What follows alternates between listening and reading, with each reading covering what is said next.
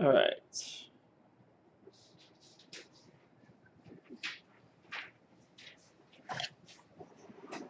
You think it'd be better using this? Yeah. Where's the, I haven't used this app before. Oh, is it right here?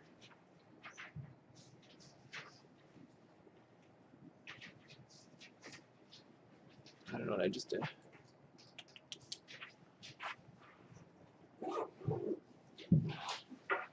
Close. Maybe I can't press that one. Pencil.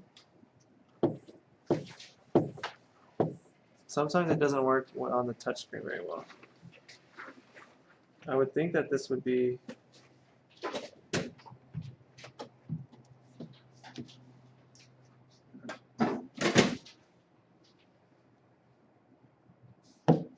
Alright, we'll just have to do the off the interactive, okay?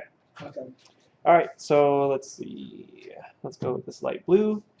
Some of these should look familiar, right? Because we had stuff like this in like the previous, when we did some of this stuff already. Number one, determine whether the relation is a function and explain. So number one, what am I looking for? Do you remember how to check this? One input has to have, two inputs can have like one same output. Yes. So our relation, so our functions, I forget what color I picked, but a function basically for every input, there can only be what? One output. Yeah, for every input, there can be only one output. And then, what are the variables we usually use for inputs? Oh, inputs x. X, right? So this one's normally the x, and our output is normally the y. Okay, so it kind of matches up already with the table that we've got. How do I know immediately that this is going to be okay? That it's gonna be okay? Yeah, how do I know that this is a function just by looking at the table? Because they're all like different inputs. Yeah, all of these -1, 0, 1, 2, and 3, they are all different from each other. What if I put on an extra box and then put 3, 8? Is this a function or is this no longer a function? It's still a function. Still a function, why? I have 3 repeating. Yeah, but it has like the same output. It has the same output, correct. Okay. What if I change it to a -8 though? Would it be? It's no longer a function. Good. Okay, so let's see here. Let's erase this part because that wasn't really on there. And then we'll say this one is a function. So I will say yes. And then what explanation would you probably write on your test? I'd write like because every input has a different output. Yeah.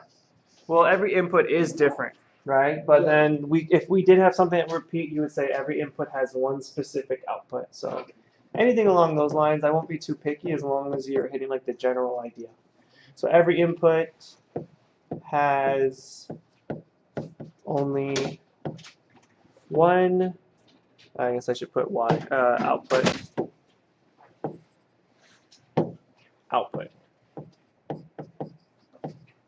Okay? What about number 2? Which one, so just a quick, which ones are my x's or which ones are my inputs and which ones are my outputs? Can I go on to see some of the ones? Yeah, come on.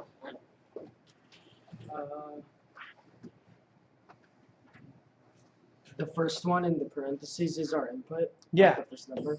These are our inputs / our x's, and the second ones are always the y's, right? So this is an x, this is an x, and so forth. These are kind of, can't really write very well with this one. Okay, and then all the other ones are the y's. So I'm looking for if any of my x's repeat. Do I have that happen? Yeah. Which ones? The -8 and then the -10.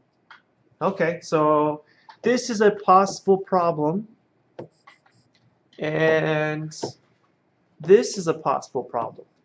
How would that be okay if they repeat? What must they have to be true? Well, I mean, what has to be true if they do repeat? Negative 8 has to have the same output. Yeah, so it would either have to be both, these would both be 3, or they would both be 8, right? But they are different. So this one is already like, let's see if I guess I'll use purple. This one here already is a problem. Would negative 10 been okay? No. No, it also has a problem because it goes with the 2 and a 6. They are two different numbers. So for this one, I'm going to put not a function. And what would you say for your explanation? Because 2 of the inputs have different outputs. Yeah, we have 2 inputs. And then maybe I will put negative 10 and negative 8 have different outputs.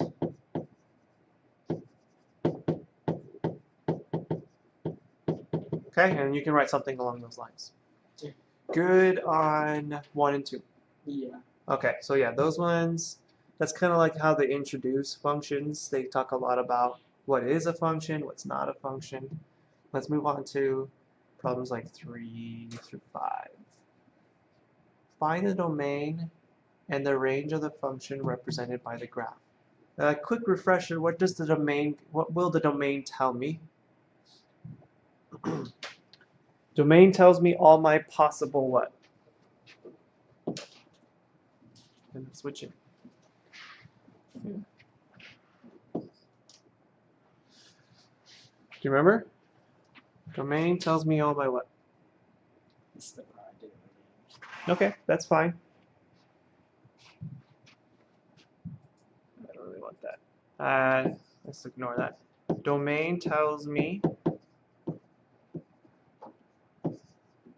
all possible, if I'm looking at a graph, all my possible x values. Okay? If we were looking back at if we had like a concept map where we have like the 2 ovals and we have the different numbers on here and then the numbers over here, these are usually my domain because any number in here is part of my x values. Okay? Let me erase that. You need something from me, Maritza? You need something, Maritza? Okay. Yeah. Oh, smiling, you're on camera. I'm just kidding. It's recording us though. What do you think range is going to be, Oliver? All possible y values? Yeah. Okay, let's sign this real quick.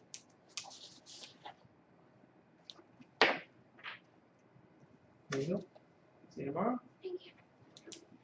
Yeah, our range will be all possible y values. I thought I'd switch the color. Range, all possible y values. Okay? Now, real quick, tell me what my domain would be here. Well, maybe I should have kept it purple, but oh well. What was my domain there? Need something, Justin? Just help? Yeah, I need a question. Just one? Okay, bring it up over here and I'll help you in a sec, okay? Well, if you can't, I'll just. No, I can help you. Uh, What are my x values that I have? I'll tell you one.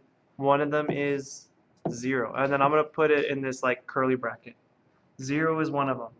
Now, because they are specific points, I'm not going to have an inequality to represent everything in between. 0 is 1. Tell me if you can write another one up there, or if you need me to give you an extra one as a clue. Okay. Try to find the area of the square. How do you find the area of the square? Well, what if it was a rectangle? You would do Length times width. What's the length of the square?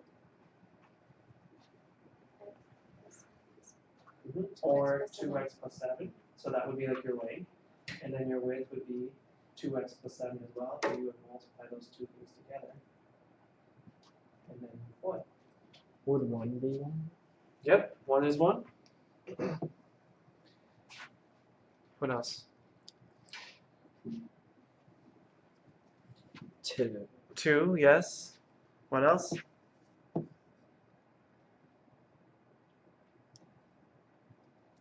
3. Mhm. Okay. And 4. 4. Where do you get these values from? From the x. Yeah, so let me grab that. So I'm looking at the first one was 0. It came from this point right here. This is my x value. Mhm. My next one that you have 1 is my x value here is 1. 2, 3, 4. Oh. Okay? Now if I do my range, well, I'm not going to look at the x values. Let me bring this over here.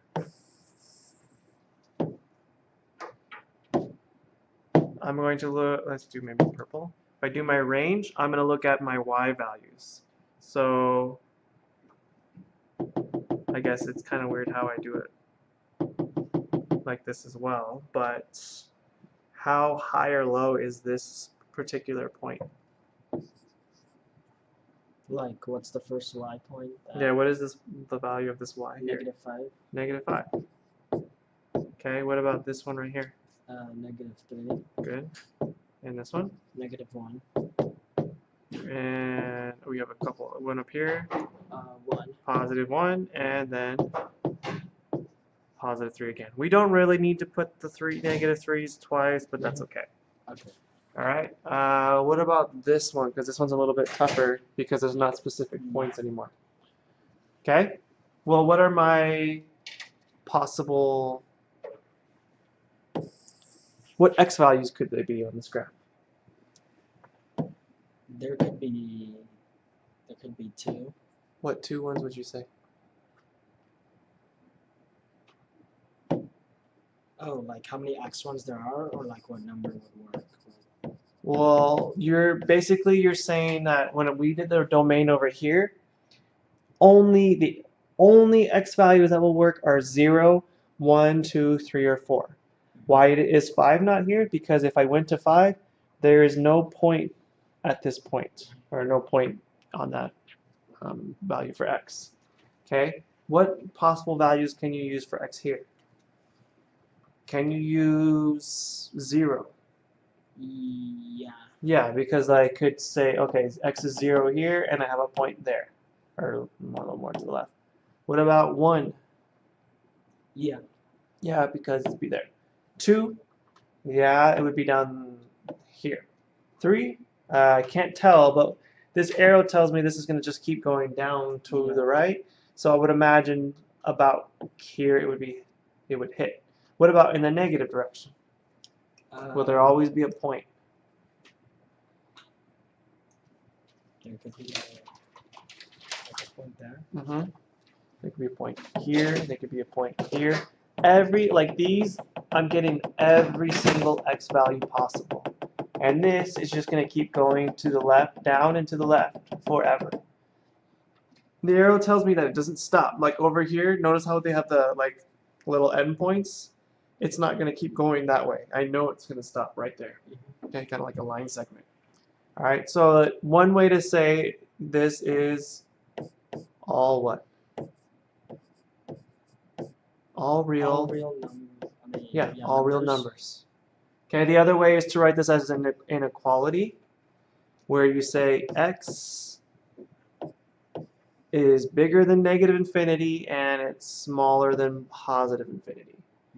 Okay, what about my range? For number 4? Yeah, number 4.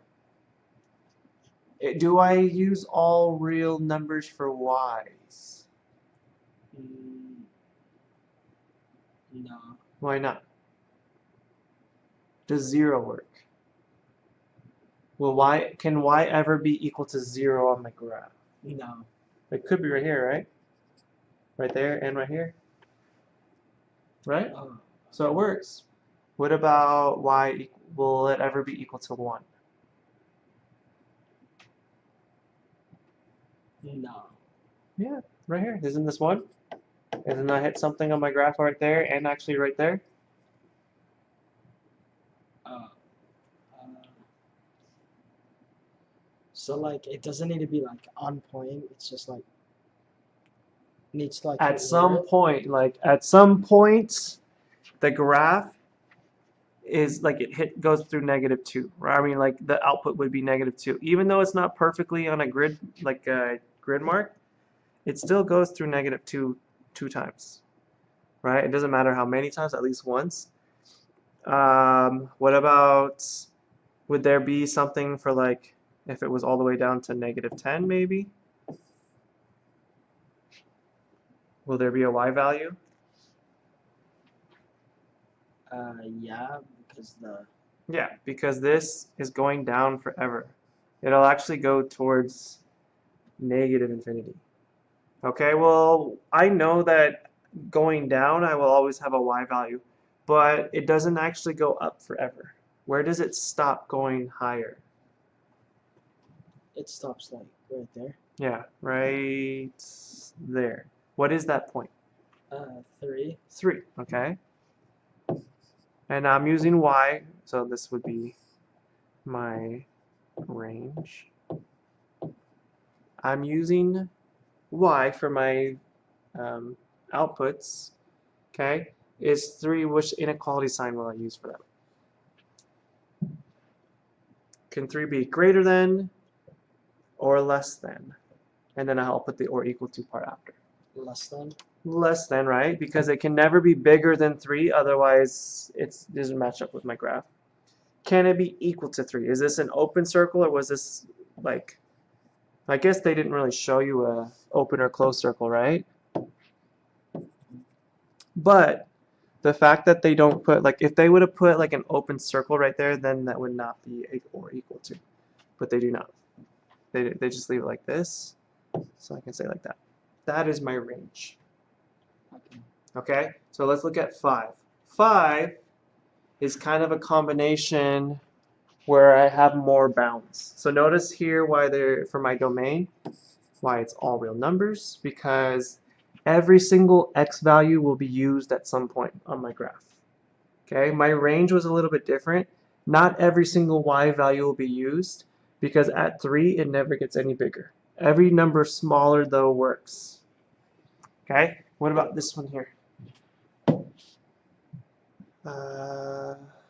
Let's use red maybe. My domain.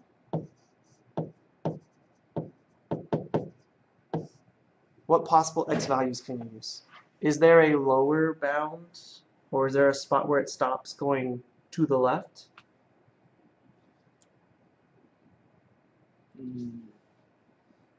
So let me ask, if I just start in the middle here at 0, would 0 work? No. There. What happens if x equals 0? You have a point right there. So it does work. Okay. Okay. What about, let's go in the positive direction. What about x equals 1? Would that work? Yeah. Okay. What about x equals 2? No. Because there's like. Can I not put a point right there on the graph? Oh, so it doesn't need to like. It doesn't need to be like. It doesn't need to go like straight on. It could just be like near Yep. where 2 is. Mhm. Oh, okay. Like you could have something that's like, but all of those would be okay because those would be x values that would work. Use this. All right. What about 3? Does 3? If I were to check for 3, would there be a value? Yeah. Yes. There's one right here, right? Mhm. And I could figure that out. It would be 2. Just like over here, even though it's not going to be a perfect number, I could, get an estimate. Okay. What about 3.1 or 4? Doesn't it stop at 3? Yeah. So notice that from left to right, I only am going this far to the left and this far to the right. How would I write that as a compound inequality? Okay, the compound inequality, I want something like that. Would these be or equal to's? Yes, because they're closed circles. Yes, because this is a closed circle and this is a closed circle. Good. Now, what's the smallest that x can be? -3. Yeah. What's the biggest that x can be? 3. 3. Good. Now, what you're saying here, by using this compound inequality, it would be impossible to list every single number like how we did in number 3. Because if you did 0 and then you wrote 1, you would be forgetting about 0.5. And then you'd be forgetting about 0.51 or 0.511, and you keep going.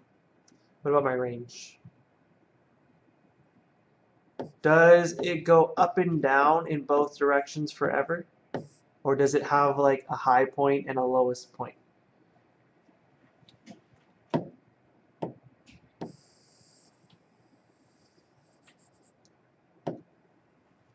What's the highest my graph ever gets? For the domain or the range? I'm talking about my range. So high or low, I'm talking about how up or down. What's the highest it ever gets? 3. Did you point it out? Over It would be like here, like this is the highest point on my graph, Mhm. right? Let me kind of just make a boundary. What's the lowest that it ever goes? It goes like, that's the lowest. Yeah, right here is my lowest part. Okay? Mhm. Now I want to make these bounds and I'm going to make another compound inequality. Remember over here, this was the smaller number and this was the bigger number. So when I set this up, I will put the smaller number on the left and the bigger number on the right. Will this be an or equal to inequality? I need this. Come around this way. It would be an or and a, No, I'm sorry, it's going to be compound. Is this going to, oh, you said or equal to? Yeah. Yeah, it's or equal to. All right, now what is the lowest number that we use? the lowest number it can go to would be -1. Good. -1, because right here it is -1, right? Mhm. What's the biggest number? 3. 3. Good. That is your domain and range. Okay. Okay? Let me sign this for you. What do you got for me? The practice test. I see. Okay. Did you make a copy of this? Oh, this is your old one. Yeah.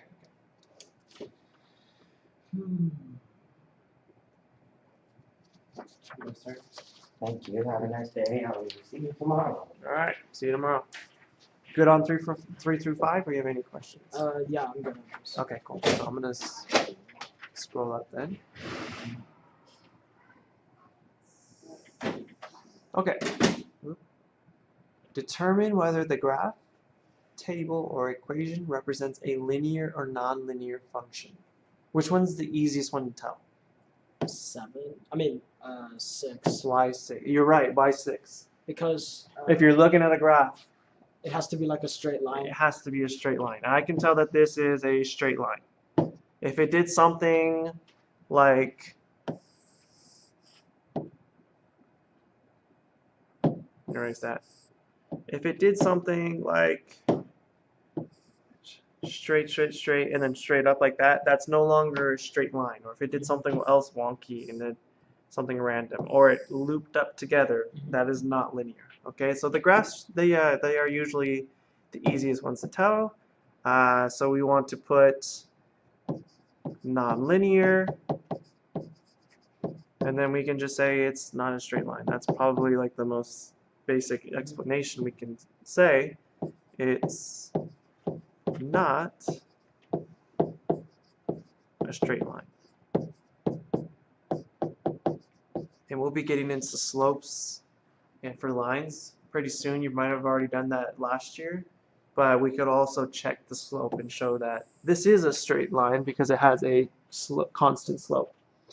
All right, let's look at number 7. How would I check number 7 if it's a linear or nonlinear function? Like if we were going to plot it on like a graph, it would have to look like a straight line. True, okay. Without having to graph it though, how can I look at these values? Remember, we had something like this for the last chapter, or for the last one that we just did. How much is the x is going up? Oh yeah. Remember this now? Yeah. Okay. -5 to 0, how much am I going? 5. Plus 5, right? Yeah. Okay, and I just want to make sure that this is also plus 5, right? And it is. Okay. Do these all need to be plus 5? No. No. What do they have to be? What has to be true, though? They have to be like a constant, right? So They have to be going up at a constant rate. Yeah. So from 3 to 7, how much am I going up? it's going up by 4. Good. All right. If this is a linear function, what must this number That be? has to be positive 4. Plus 4. Plus What 4. is it, though? Plus 3. Plus 3. So this, oops, this is plus 3, so it doesn't work.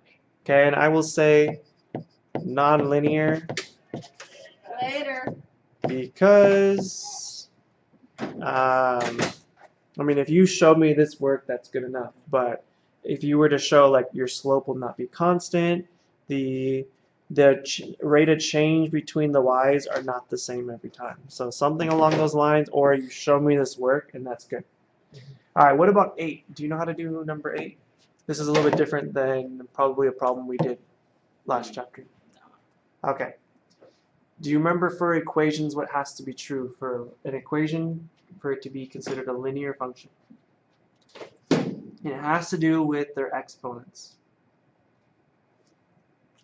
Oh, if that's something to do for like our variables, would have to have the be to the power of 1. Yeah. Can it be anything else besides the power of 1? No. No. All right, so here it's not quite simplified. I need to distribute this x, okay? So I will do x times 2 and x times, and this will be a positive x times negative x, right? And then maybe you do some of this math in your head, which is okay. Y is equal to 2x. So far, is everything okay? At this point, before I get to this last part, what is the power on y? 1. 1. What is the power on the x here? Because that's the variable I'm looking at. 1. 1. Okay, let's see what we get to for the next one. What is positive x times negative x? It's like they cancel out. They do not cancel out because we are multiplying them together. So then it'd be it would be a net. It would be a negative. It will be negative. And you have x times x. Another way to write that is x squared. X squared. Okay? Now, what's wrong with that? That doesn't have the same exponent as. Yeah, It has to have the exponent of 1. it has to have an exponent of 1. So right here, this is our problem. So I'm going to say, is this linear or nonlinear? It's nonlinear. Nonlinear. We have, you can say we have an exponent of 2. Okay? This would be linear, right? Because Oh yeah, I'm sorry. I was just thinking about like, how come they didn't give us a linear example? I was thinking of like this example that we did. So let me erase that. Thanks for pointing that out. Okay, linear. It is a straight line. okay. Okay? Questions from 6 through 8? No. All right, let's move on to the next few problems then.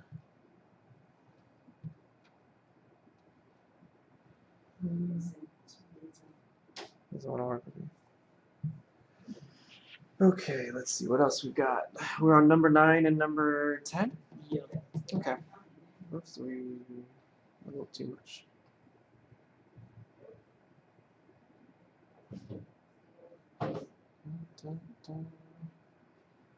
Do you remember what discrete and continuous means? Okay.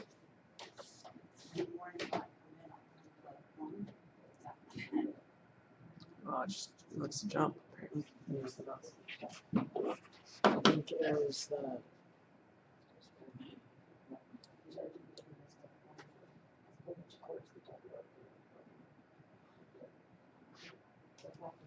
continuous, like if I were to graph something and it was continuous, let me make like a little sketch. Something that is continuous is something that I can represent without ever having to do what? Oh, you wouldn't have to like curve the line or like make. This is continuous right here. Let me tell you something else that's continuous. This is continuous, the green one. Oh, it's when like you don't have to pick up your. Yeah, I Pencil. wouldn't ever have to pick up my pen or my pencil. So real quick, let's look at an example that is, see how I can more like, yeah, hamster traceable.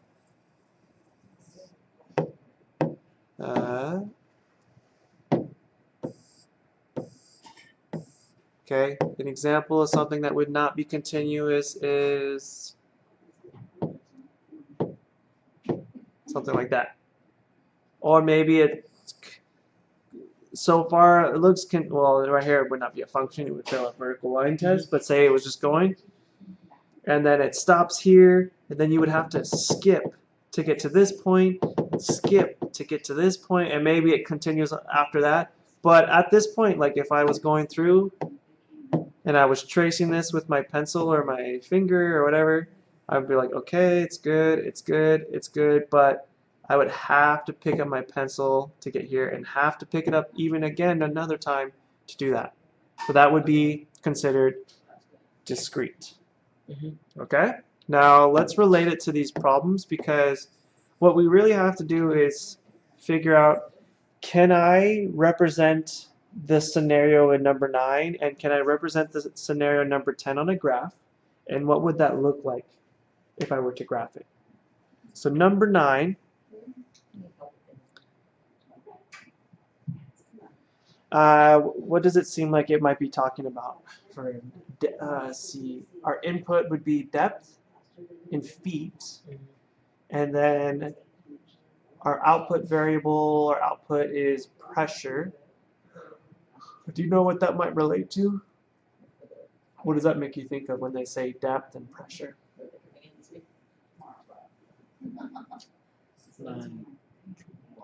Yeah, I mean, that's what I think of. I don't know if we're supposed to be thinking something different, but I don't know too much about it. I know, like, my friend, he's like scuba certified, and he always wants me to get scuba certified so he can have another buddy to go with him. But yeah, I know, like when you go the lower into the water, like it starts to build up pressure. Yeah. And then like I know, like if you go really like, I think it's like green right now, right? Oh, actually, it's black. So I know, like if we had water and then your little person. Attention students, Ariana Jones, please come to the office. Hopefully you got some gear on, or you can hold your breath for very long. But if you get like really, really deep, they say, I think they say like the pressure builds up. I think that's, you would maybe ask one of our science teachers, they can give you like a more exact answer. And then there's certain things, like if you get too deep, I know you can't just like shoot back up. I know you have to like kind of gradually come up to the surface. Have you heard that before? Yeah. Okay. Anyhow, if they're representing this on a graph, let's see. Let's get, I guess we already are. But, pressure. So let's go by 30s. Where this is 30. This is, I can't add 30 apparently. And that's 90. And then how high do I have to go up for the pressure? I can make them a little bit like smaller, right? This is 1, 2, 3, 4. And let me graph some of these points. At 2, where would I be? At 33. I'm sorry, at 33, where would I be? 2. 2. So that would be kind of in somewhere here. It would be right around there-ish. At 66, so it's a little after 60, I would be at 3. At 99, which would be a little after, I would be at 4. Now, do you think, like, even though, like, they are only telling us 33, 66, and 99, they're not telling us all the points. Do you think, though, if they would tell us the points, it would be kind of constant? Or continuous, I should say? If they gave us the points, So, like, so tell me, like, do you think that I can make a line that goes through here to represent if I went deeper or lower, or deeper or came up? like with the line, Yeah, do you think like this would be represented by a continuous function or a continuous, like do you think it would be kind of like this, or do you think it stops? I think it will like kind of. I don't know, this one's kind of an well, I guess maybe not abstract for if you're already used to more science, but like let's see, we're back here, here, and here. Tell me, like, if this was discrete, let me give you an example of what would happen if it was discrete. Say I was at 60, where would I be? You'd be at 3. Oh no, you'd be like a little below 3. You would be somewhere in between, don't you think? Yeah, you would be a little bit below 3, right? If it was not continuous, then you'd be saying, oh, well, you can't be at 60 feet. You can only be at 33 feet, or 66 feet, or 99 feet. But we know that you could be like, at some point, like maybe you're at like 1 foot deep or 2 feet, and then you get to 30 feet deep, that there could be stuff that's in between, right? And so like, yeah, that's true. We'd probably be about a little under 3, right? What about 90? Where would we be? We'd be like a little below 4. Yeah, a little below 4, somewhere right here. Now, I could go through and say, well, what if I was at 89? I would probably be slightly less than that. What about 88? I would be slightly less than that. And then slightly less, slightly less. And so I'm going to get to a point that actually, I'm going to say, oh, what if I was at 88 and I put a point? What if I was at 87.99? I would have to put a point. And then what if I was at 87.99999? I'm going to have millions and millions of points that go through here, like an infinite number. So I really could represent this with a straight continuous line. If you said no, you're like, oh no, this is discrete, then you would be telling me that, let's see, we're like here,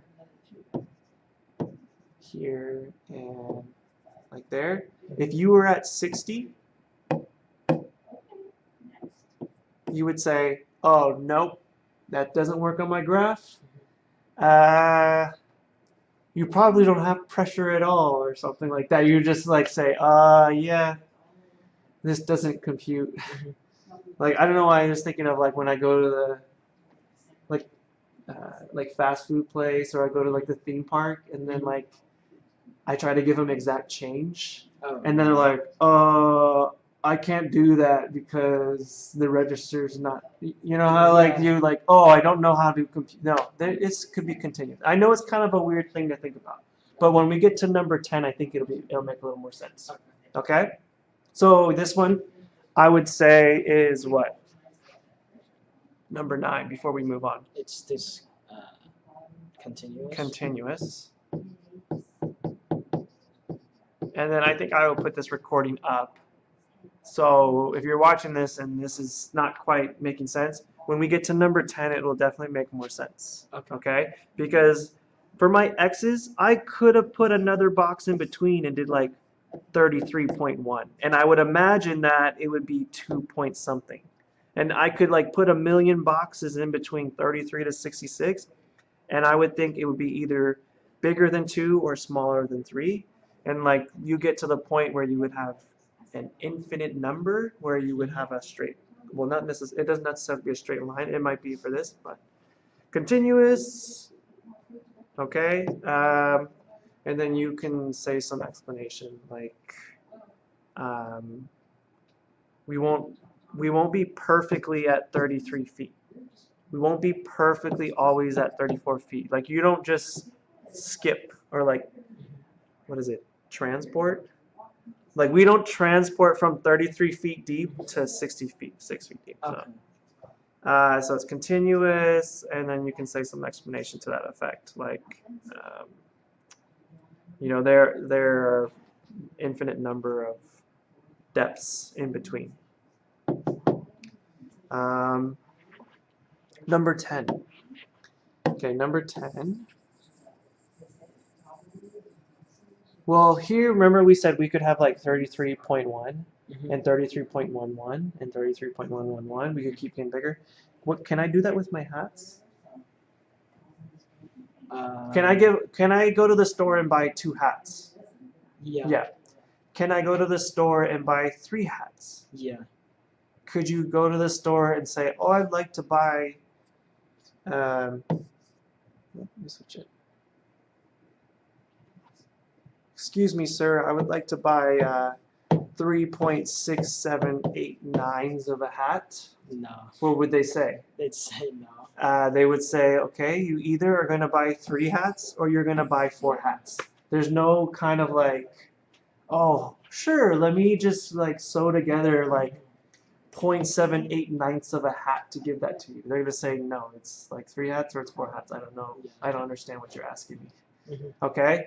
This one is an example of discrete. So like if I was to graph that, where this is like the number of hats we get and this is the price, then I would know at 2 it would be somewhere like at $36.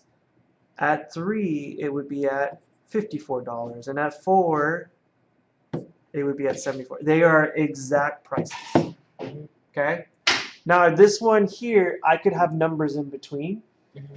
For number 9, I'm saying. And for number 10, we can't really have numbers in between. Yeah. I could imagine that maybe I could have 5 hats or 6 hats, but not like 5.55s of a hat. Yeah. Okay?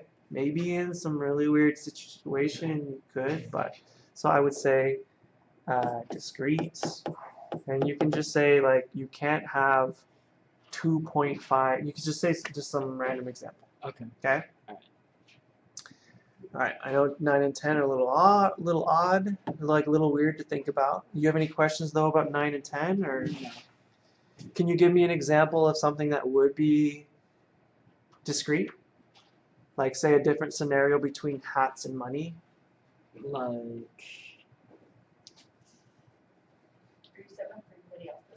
Like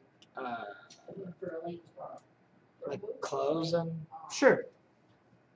Sure. Or what's another thing? Maybe books. Like you're something, maybe anything that you would buy. Because normally you can't, like maybe if you went to the, like, you know how you go to like a candy store and then they weigh it? Maybe that one could be continuous. Because like maybe you could get like crumbs. Yeah. Okay? What would be an example of continuous? We could say like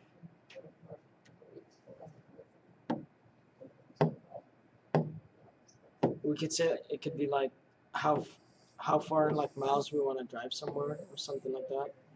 Yeah, and we would have to relate it with another variable though. So like one would be maybe the miles and maybe time.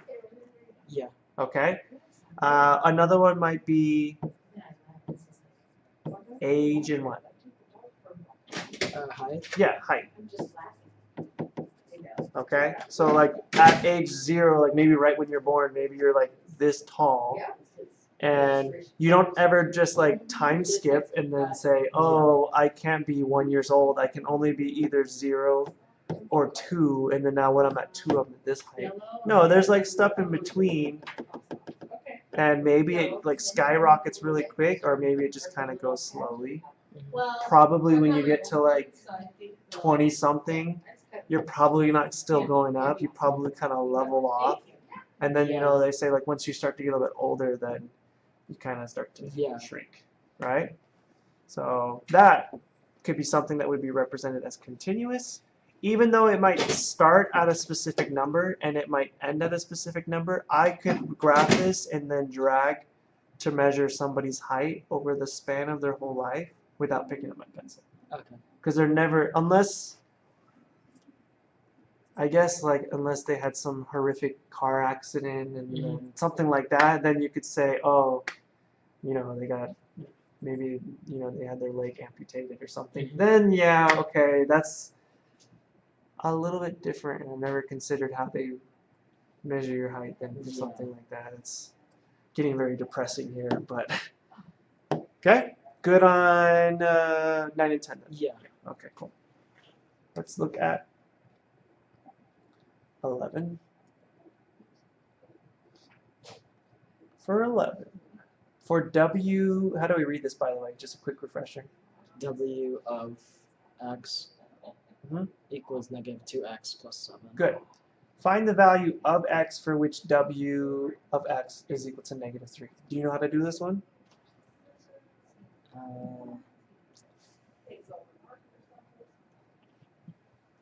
We would like negative 3 would be W of x, or just Yeah, it would be. So this is where I can anticipate some students getting messed up. What I do not want you to do is put a negative 3 here. Okay, so maybe that's, I'm not sure that that's what you were thinking, but the way you said it is actually correct. The whole W of x, I know, is equal to negative 3. So it's kind of like when I switch out a whole variable with a number that I know it is.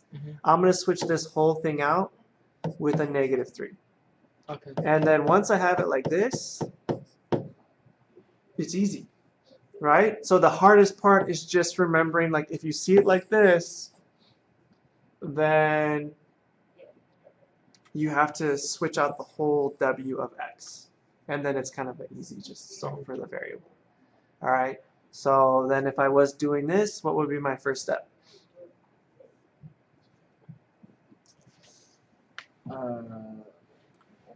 We want to get like the numbers with the variable Uh-huh. on one side, and then Okay, so what would you do? move 2x on the other side. Sure, and how would you could do that. What would you do here? And how would you move it?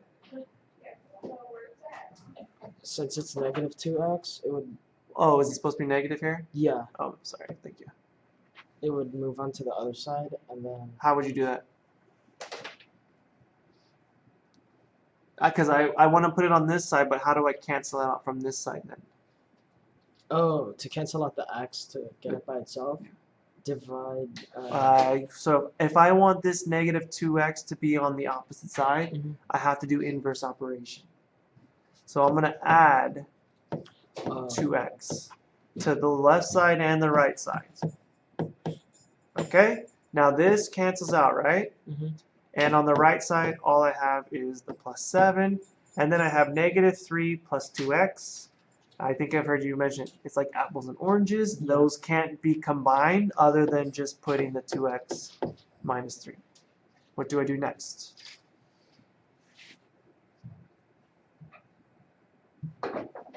Add 3 on each side. Yes.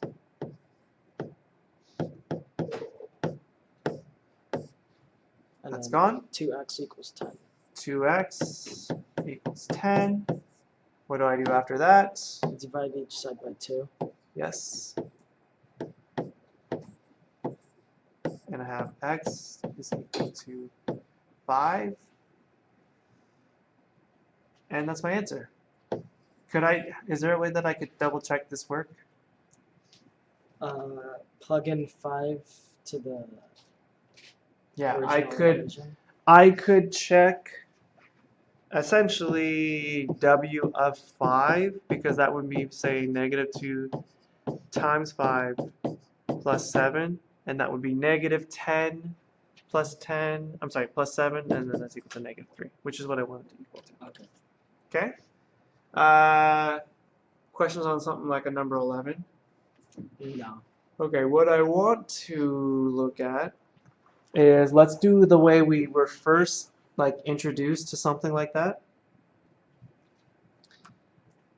Close that out. What if they didn't tell you this part, and then they said, what is W of 2? What would you do? And then there was still the negative 2x plus 7? Yeah, you're or- still looking at that same equation for the same function. Would we use 2 for... oh wait, no we wouldn't, because we wouldn't know if that was like... if there was a variable in there. Well, this replaces which variable? X. Yes. So anywhere that I saw, like I can already tell that it almost W up 2 looks like this, but instead of the 2, there's an X here. So that tells me anywhere that there is an X, I got to change it over on the right. So instead of negative 2 times X, I'm going to put negative 2 times 2 plus 7. Okay? Negative 2 times 2 is negative 4. And if I add 7 to that, I get a positive 3. Does that sound familiar? Mm-hmm. Okay.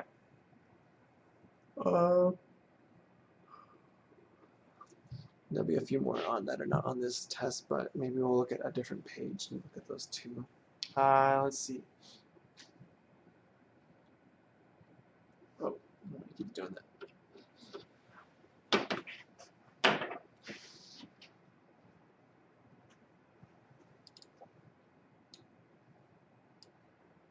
I think this is the one.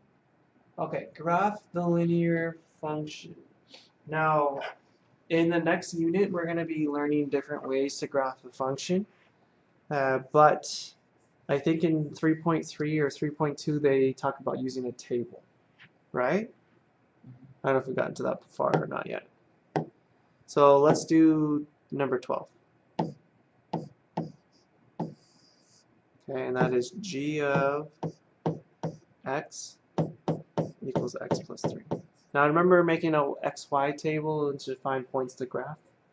Mm-hmm. Have you done that before? Yeah. We're going to do something similar, where I'm going to try different values for x, and sometimes people still write this as y.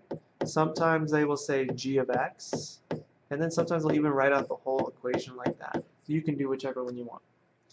Now I just need to check 2 points, and I want to pick some easy ones. Okay, so what's an easy number you could pick? Like 2? 2, sure.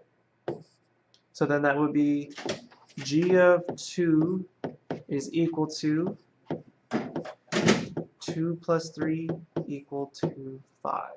Mm-hmm. Now, is there an easier number I can pick, even easier than 2? Like 1? Okay, you could pick one even easier than 1. 0? 0 is probably the easiest one you could pick, right? The reason, oops, I don't want to do that.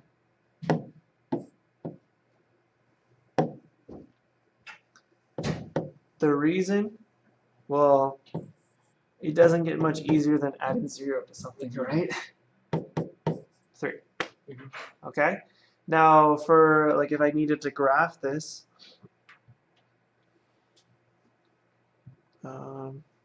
let's do it kind of a small graph down below. I want to make these ordered pairs. So I'm going to kind of do this over on the left because I'm running out of room on the right. This ordered pair would be 2 comma what? 2 comma 0? 2 comma Oh, 5. 5. Right? This was the x value, and this is kind of like the y value. Yeah. All right? What will this one give me? What ordered pair? 0 comma 3. Yeah.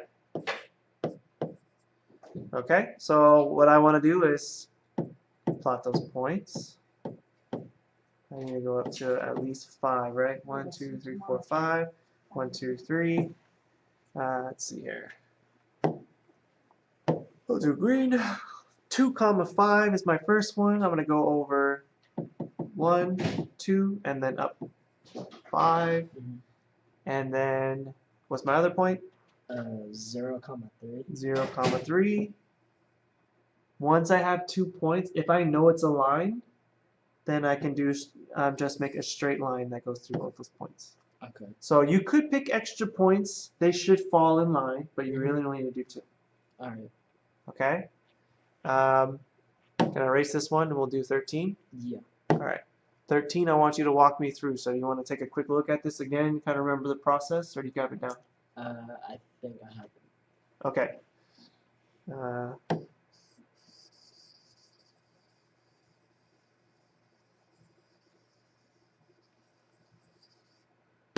right, let's see here.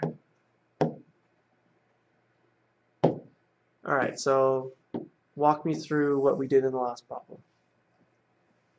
So we made like a T-chart to. Yeah, okay. So I'll put it, maybe I'll move this instead. So yes, so make a T-chart. What do I put up here in the upper left corner? X. An X. What can I put on the right? The equation. Yeah, you can just put the equation. And if you want to put the Y like we did in the last one, you can. This time it's P of X is equal to negative 3X minus 1. Okay. Now I know we picked, what did you pick, 2 last time? We picked like 2 and 0. 2 is pretty easy, but okay, let's go straight to what the easiest one is. What is the easiest? 0. 0. Okay, that's the easiest because I'm going to do negative 3 times 0. Okay, just like adding 0, multiplying by 0 is pretty easy. Subtract 1. I'm going to get negative 3 times 0 is what? It's 0. 0, and 0 minus 1. It's just like it's a negative 1. Good. What about, I just need one more point, right? What's it going to be? We could do 1. Yeah, here. Write that one out for me, okay? Okay.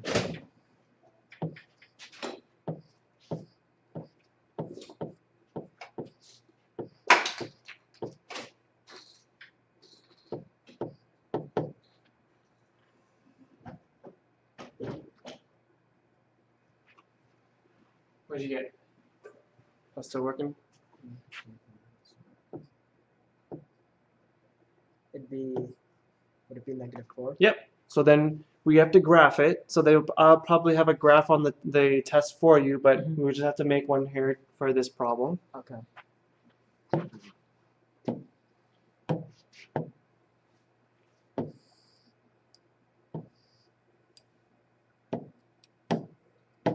And then. Oh yeah, let's put the ordered pairs like we did last time, just to be helpful. Yeah. So then this one would be 0, comma, negative 1. Good. And your second? 1, comma, negative 4. Good. All right. All right. And then. Do you need to do a third point? No. No, because on a straight line, if you know 2 points, you know enough information for a whole line. Okay. Okay. If it's a different type of function, like like when we get to algebra, like in the few months we're going to be doing quadratic functions and we all have parabolas, then we need more than just 2 points. Okay. Okay. So then, alright,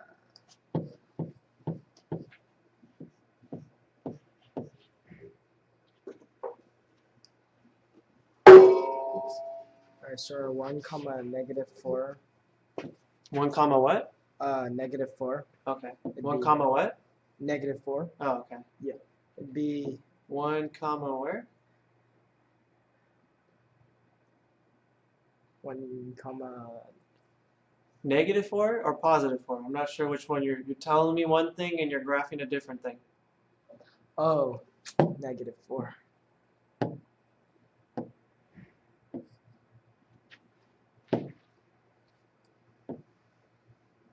Alright,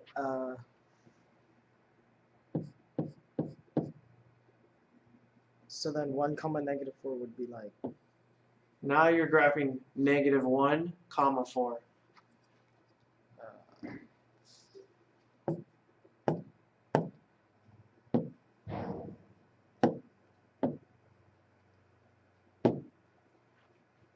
One comma negative 4, would it be like? Yeah. Be over there? Right? Isn't the second numbers always your your y value? And your y value tells you how up or down it's going to be, right? So when you put And up here, it doesn't go with the negative 4. When you put it over here, then you're switching these two things. Okay. Okay.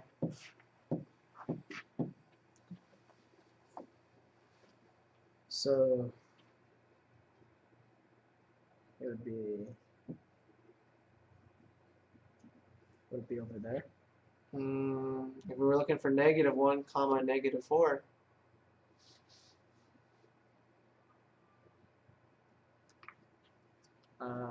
It'd be over here, right? Because this side's like This side's positive on the right side, right? So we don't remember this one. Let me give me one of those ones over there. Okay, remember these are my x values. Starting at 0, if I'm at +1, then I'm going +1 to the right direction. And then -4 for my y's, I'm going down -4 to my first point. Okay? Where will you graph this other one? 0, comma, -1.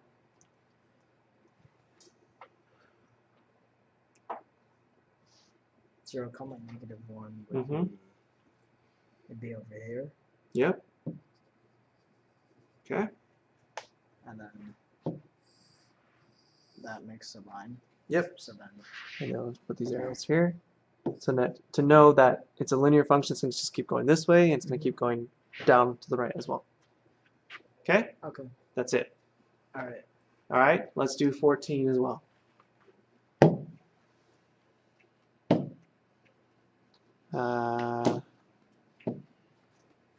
Why does 14 look just slightly tougher? Because there's a fraction. Yeah, there's a fraction. Oh well. We're big boys, right? We're big boys and girls, or big students, or high school, 8th graders, everything. Let's see here. So I want to do the same thing. I will make the table because right now we haven't gotten into slope intercept form or anything like that yet, which we'll do next week. Okay. Still have the x, and then I have m of x is equal to 2/3 x. Okay. Now I can still pick the easiest number, which is going to be what? 0. 0. And then what will that end up being?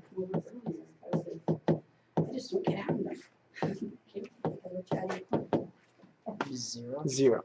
So this ordered pair is 0, comma, 0. That is also known as the origin. Okay. Now you could pick 1. You can pick whichever number you like, but you might get like not perfectly, like you know how we have the, like the grid where we like to have it hit perfectly on like in the cross section. So if you wanted to hit it perfectly in a cross section, you need to pick a number because we're multiplying it by something that will cancel out the denominator. So if you're not thinking about that, that's fine. You could always pick 1 or something because that's what, I know a lot of students might pick. But if I do 1, I'm going to get a fraction. What's a number that I could choose to multiply 2/3 by that will cancel out make it no longer a fraction? Could use to multiply it, and then it won't be a fraction. Yeah. Could use 3. Yeah, perfect. That's probably the smallest, easiest number to pick because I would say m of 3 is equal to 2/3 times 3. Okay, have no fear because these 3's, they cancel out. And I have a 2. Easy enough. If you would have done 1, we would have gotten 2/3. And then it doesn't quite look as nice when we're trying to graph it because we have to guess a little bit. What's my ordered pair? 3, 2. Good. All right, and then so quick sketch of my graph. And then I'm looking too, so like I know 0, 0, that's gonna be right in the order. It kind of looks like the man right there. And 3, 2, so I know that I'm gonna be going this way, and I'm gonna be going up. Okay, so I don't really have to make a whole bunch of space to the left because I know everything's gonna be on this side.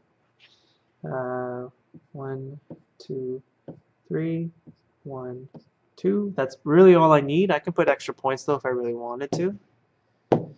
0, 0 is at the origin. And 3, 2 Positive 3, I'm going to go to this direction. Positive 2 tells me I'm going to go up. Okay, so up. Let's see. Positive 3 up to the right 3, and then I'm going to go up 2. Am I done? Yeah. No. Well, no, you have to see if it makes like a straight line. It does, because I have 2 points. If I had something like this, I don't think that would make a straight line. Okay, but I only have 2 points, so I can always make a straight line out of that. Now, some students will do this. Incorrect. That is a line segment. It doesn't represent a linear function that we have here. Because if you make it a line segment, you're telling me that if I plug in -1, I will not get an answer. Which I know it will, it might just be a fraction. Okay, so I need this to go this way, and I want the arrows. Okay? Good? Yeah. 12 through 14. Yeah, it looks good. Good. Okay.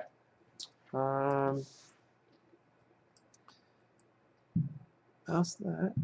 And then let's see how many more we got. 15, 16, and then I would like to look at some stuff from section 10.4. Okay. Have you gotten to that yet or no? No. Okay. So you should be starting that today. Kind of do Friday, and then hopefully starting the review Friday if possible. Okay, let's read the question. I haven't looked at this one yet. The function m equals 30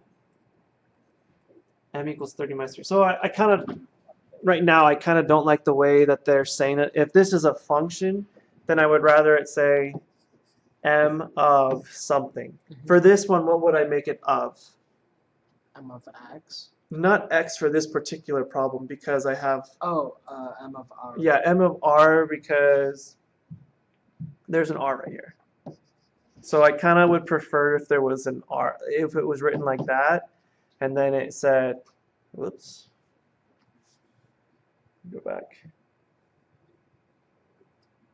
Okay, well, let's just rewrite what we did. We didn't get too far. M of r is equal to 30 minus 3r. Okay? Okay, this represents the amount m.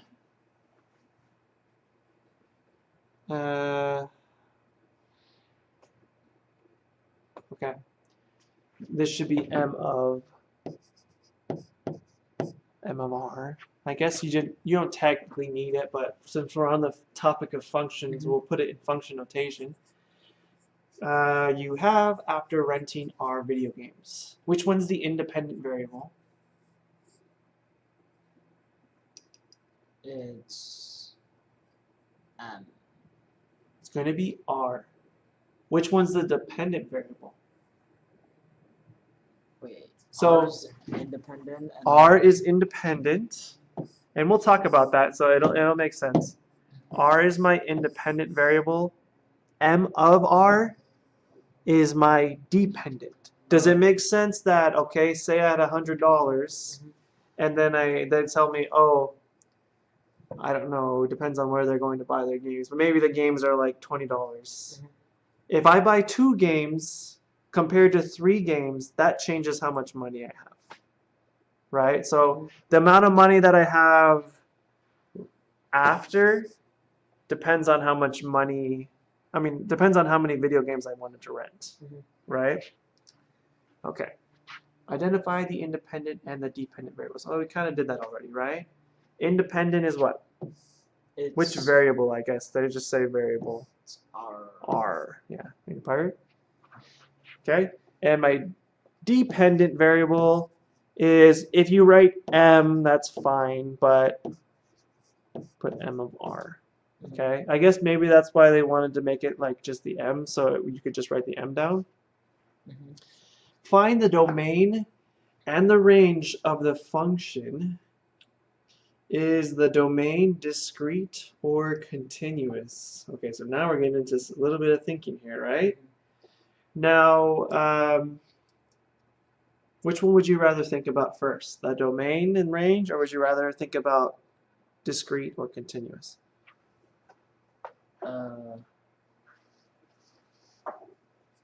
I'd start off with like domain and range. Okay. Well, let's graph this. How about that? Okay. Okay.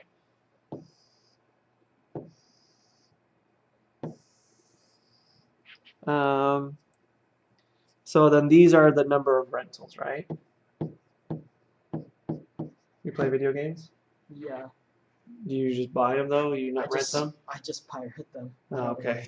That's pirate. That's a joke. We're on the topic of R since this is being recorded right now. Yeah. Okay. Let's see. Rental. Oh, and then this will be M or M of R. Okay. So basically, how many rentals impacts how much money I have left. What if you rented 0 games? How much money do you have? If you rented no games, Yes. you'd have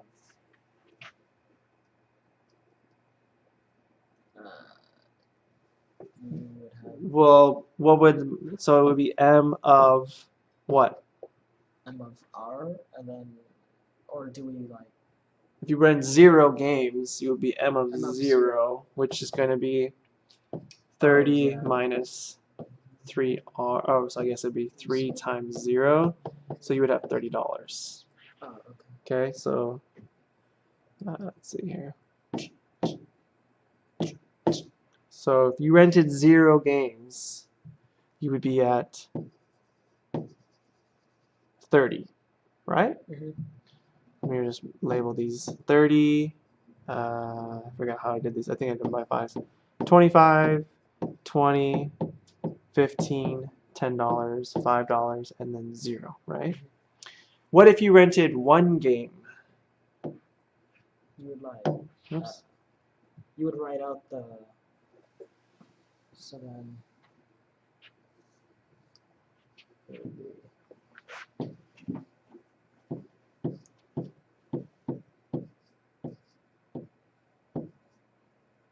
3 times 1, and then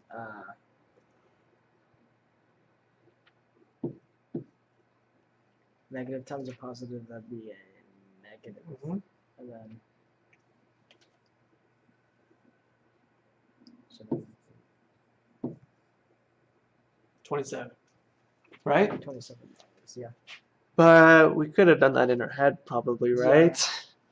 So it doesn't say show everywhere. So if you Oh, need to, okay. you can. But if you want to skip ahead and maybe just do like 15 and So then like 5, if this is on the test, we wouldn't need to like. you don't have to. At least show me some. I mean, I should be able to figure out how you're getting your steps. Okay.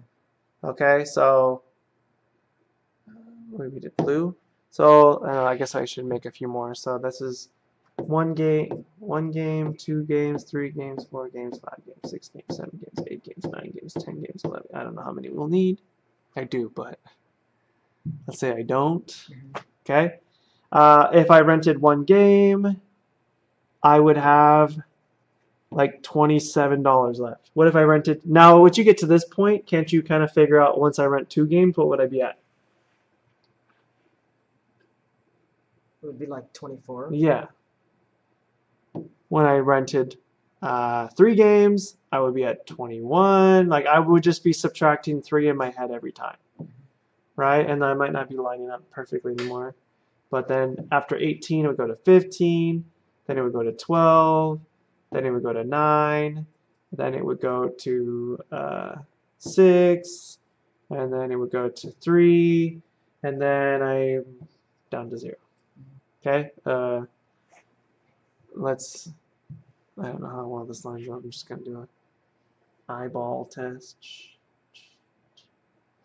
Ooh.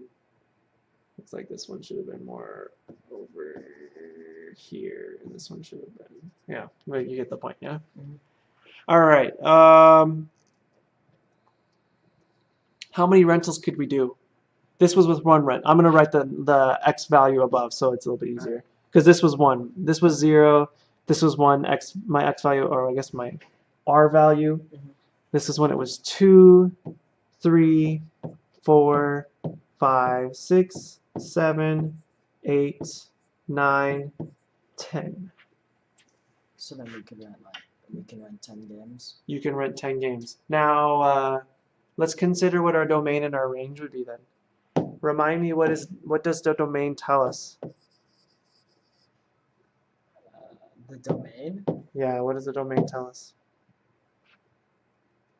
The domain tells us like all the x values. Okay, but we don't have x in this particular problem. Oh, So it tells us all our what?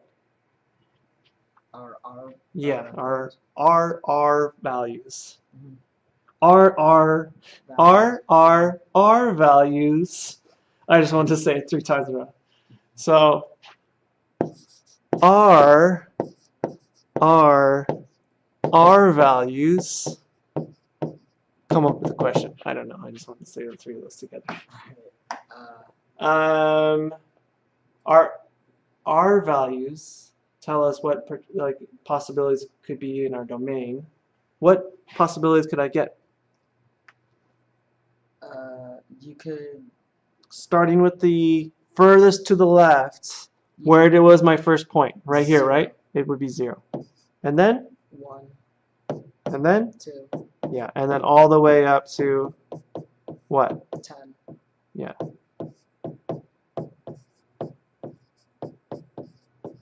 Okay. Can I put in like 0.11 or? No. Okay. If I could, then I would use maybe like the compound inequality like we did in some of the earlier problems. What about my range?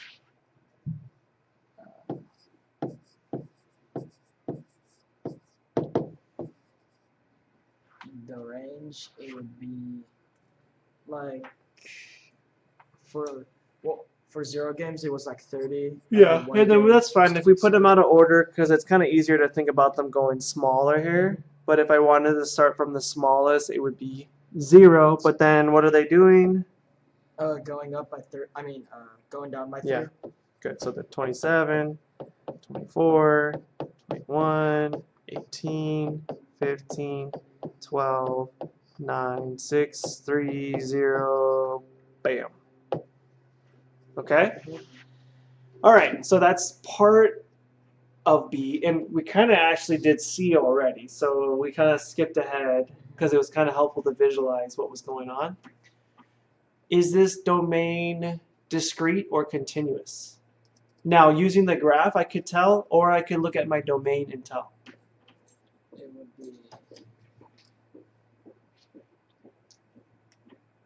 would be. You're correct. Why do I know it's going to be discrete? For our scenario, how do I know it has to be discrete? Because we can't get like half a game or something like that. Yeah, we can't get like, oh, I don't know. Like 1.5 of I only want to play the first level. Can I Yeah. just get like a pro rate and like, no, like Yeah. pay the whole thing. All right, so yeah, it is discrete and then you can explain that way.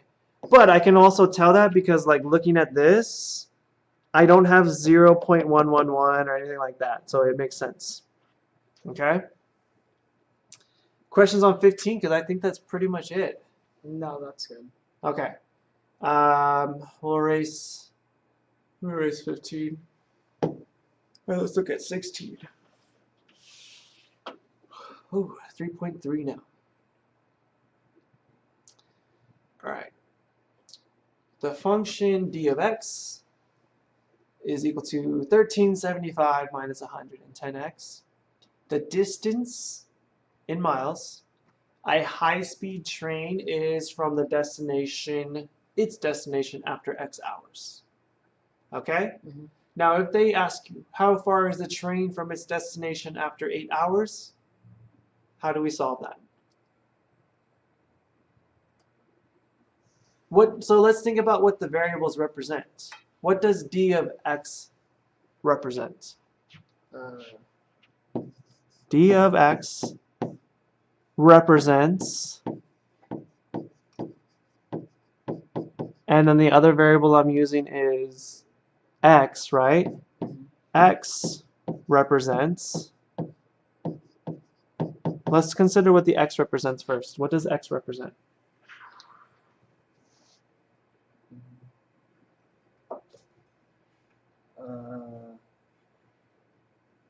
x, would it would it represent miles?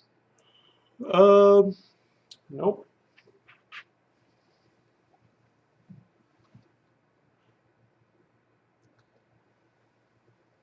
What did they say? It is from its destination after X But okay, hours. because I was thinking like, wait, so 110 hours? That's like Not quite. So we'll think about that part in a second. But X represents hours. What does D of X represent? the distance. The distance in miles the train is from its destination. So basically, distance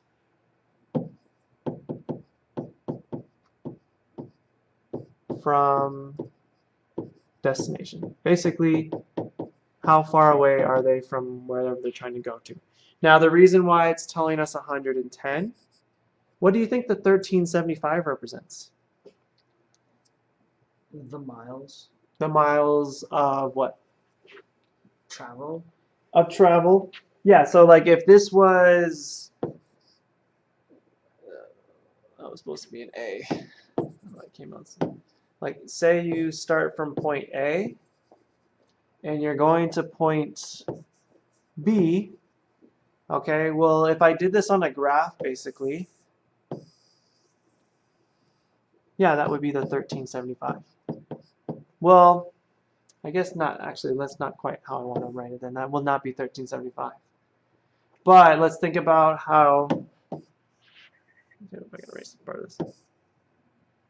Like let's think about if I plugged in D of 0, what does this represent?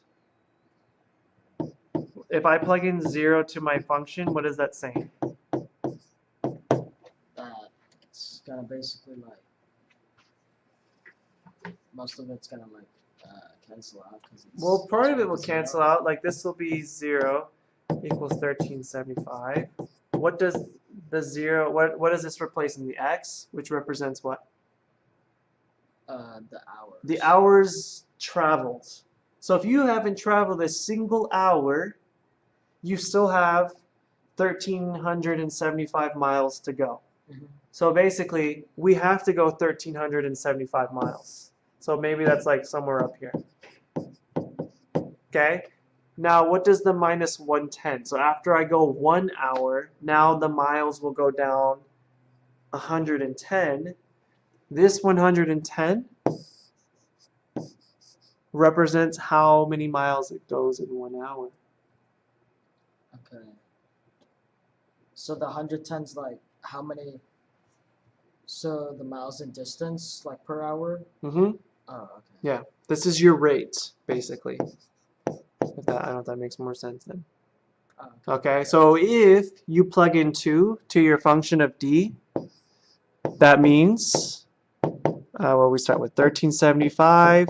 We are subtracting because we're trying to see how many more miles we have left to go, and they go down. Every minute that passes, it goes down. Well, we're going 110 miles an hour, and I want to check after 2 hours. Okay, and then this would be my rate. All right, so if I want to know how far away it is from my destination after 8 hours, what do I do?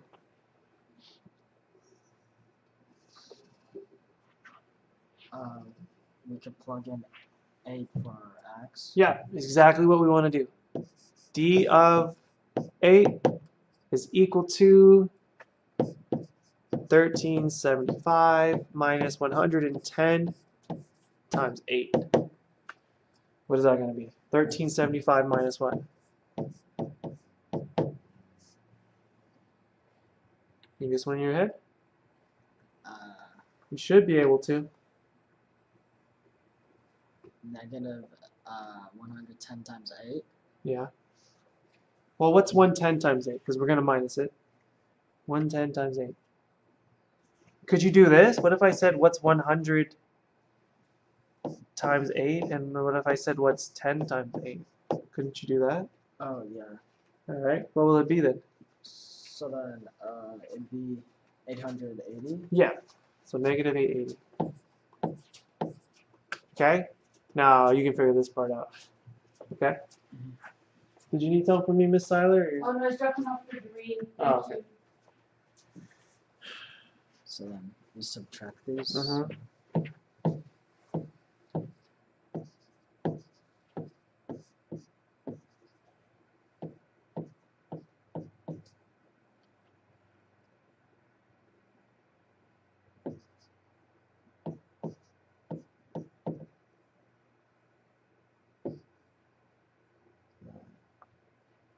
$4.95?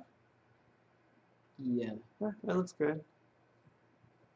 You see 5 minus 0, 17 minus 8, 12 minus 8. Okay, good. So, how many miles left do you have to go after you have traveled 8 miles?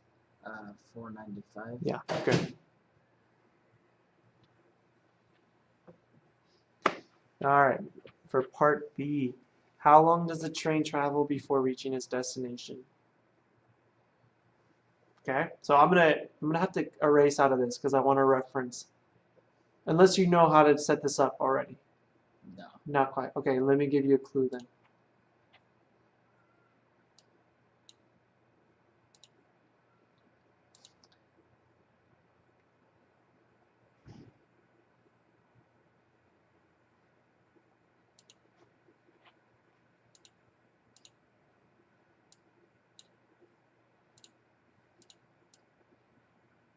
This is your clue. Tell me how you can do what we had to do for 11 and relate that to part B of 16. Okay, I'll let you think for a second and tell me if you get any ideas.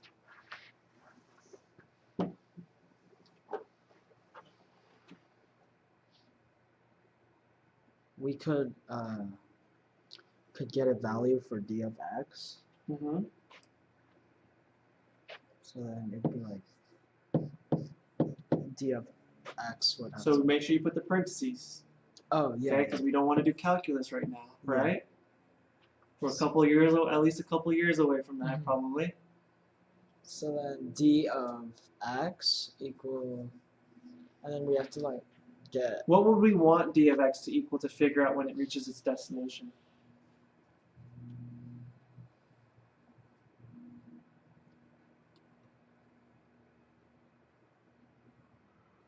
Think about this. When it reaches its destination, how many more miles does it need to go? 495. No, 495 Oh, was how how many far? after 8 hours?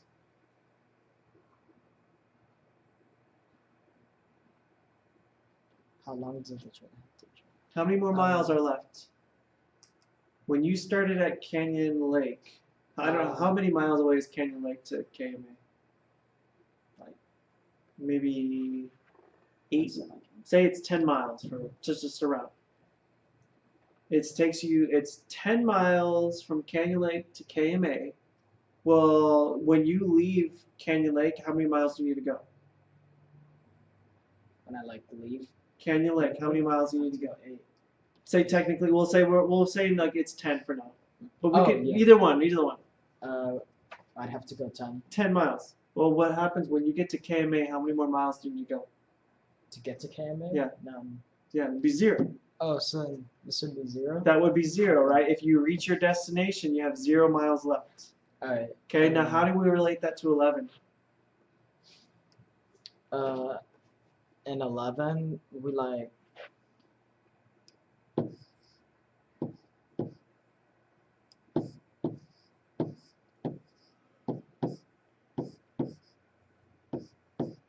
We would basically like solve or. Close.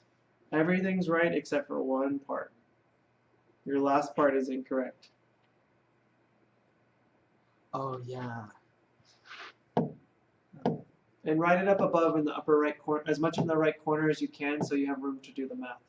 So like do it, start up here. So All right. 0, oh, still an eraser, huh?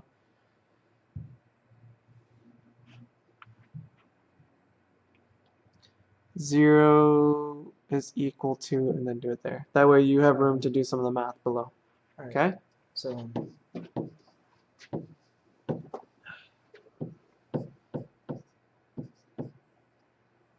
yeah. Okay. Now, because we were trying to solve for x, what would happen if you did the one below? Like This is what would happen. I will tell it'd be you. like a false thing. Yeah, you would get a false statement because this would cancel out, and you would say 0 is equal to 1375, and then you would say, what? What did I just do? Okay, so good. Keep working up in that. Uh,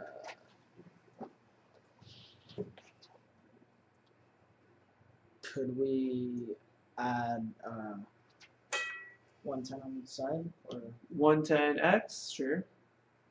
oh Is that what you mean? yeah,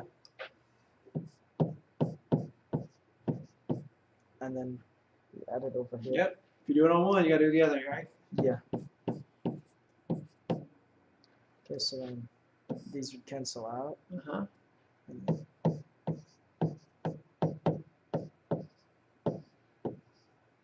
Okay. and then we divide.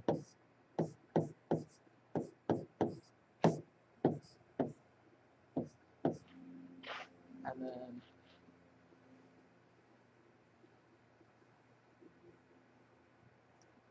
can I like put it in? Sure. Go ahead. You don't want to do long division?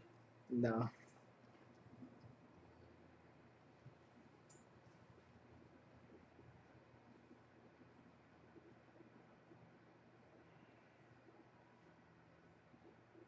It'd be 12.5.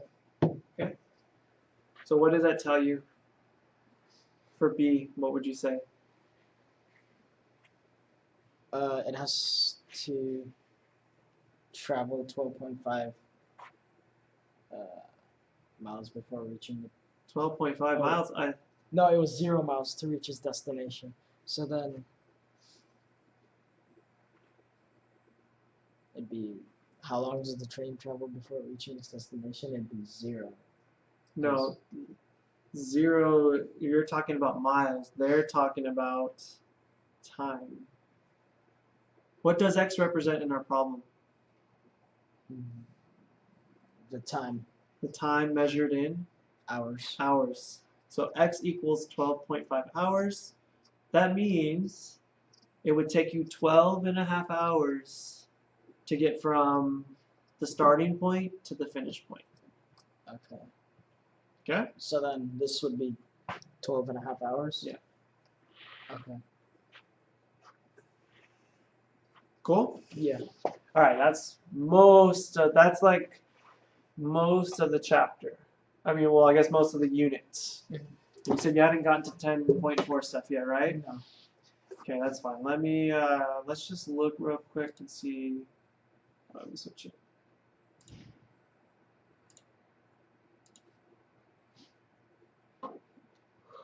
Let's see. Oh, I don't know why it's like glitching on me. Let's see.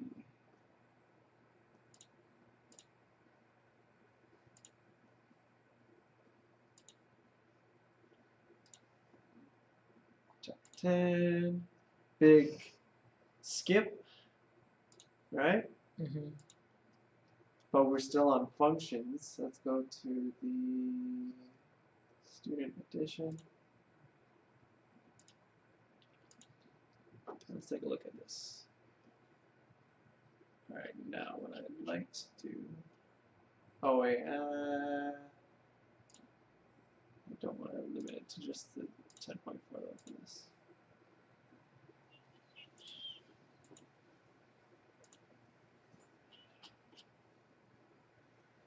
Let's see if they have it.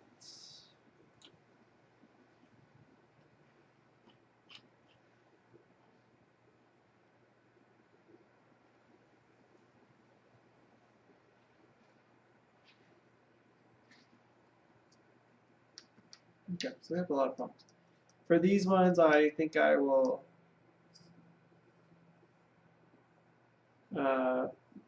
put up a separate little video up since we haven't gone through the videos on Edpuzzle yet. Okay. Okay. Were there some other things that you want to work on though? I'm gonna